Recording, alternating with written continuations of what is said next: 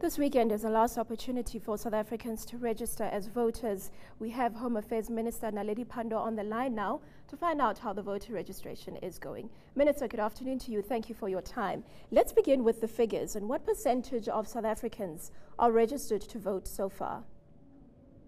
Well, I think a large proportion of South Africans are registered to vote. We have around 71% registered. We'd like to lift that to 80%. As the IEC has announced, we're hoping that over 1.1 million South Africans will register this weekend. That will help us to get to that magic number of 80% on the voters' roll. Minister, take us through some of the other targets that your department, as well as the IEC, are also hoping to meet by the end of this registration process. I know particular focus has been placed on the youth registering to vote. This is a major priority for us, is to ensure as many young people as possible are registered to vote. I've been visiting the Home Affairs offices. All our offices are open today. And in Gauteng, I've noticed that a load of young people are coming to our offices to apply for their ID and are very keen to register to vote. I've also been talking to young people on the streets, in the markets, going out into shopping areas and from door to door. And I find that young people are very keen to be active in our democracy.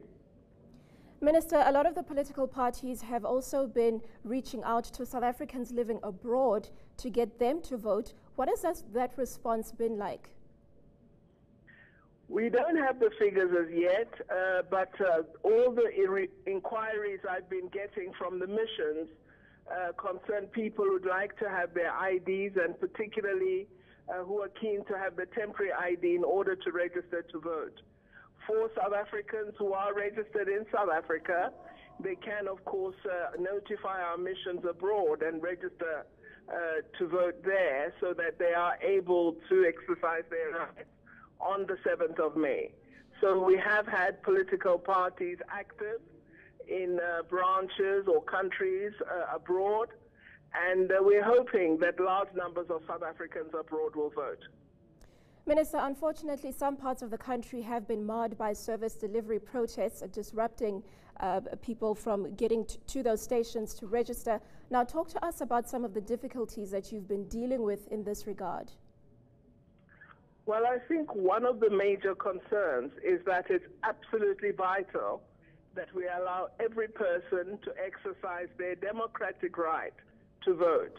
It is the right of every person to be able to register and exercise their right to vote. And I think the protesters need to be just alerted that while they have a right to demonstrate, they shouldn't do so violently, nor should they prevent any person from exercising their other democratic rights. I think if you use violence, it doesn't support your call for development and actually just negates the freedom that we have won over the past 2 decades.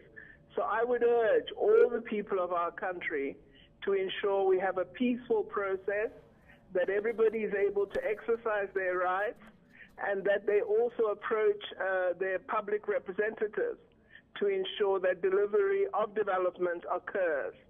So we are listening, we are out there. We will be responding. I know already that the Gauteng provincial leadership of government is active and is out listening to people and responding in practical terms. Well, thank you very much for your time. That was Home Affairs Minister Naledi Pandor. Know more about your world. eNCA.com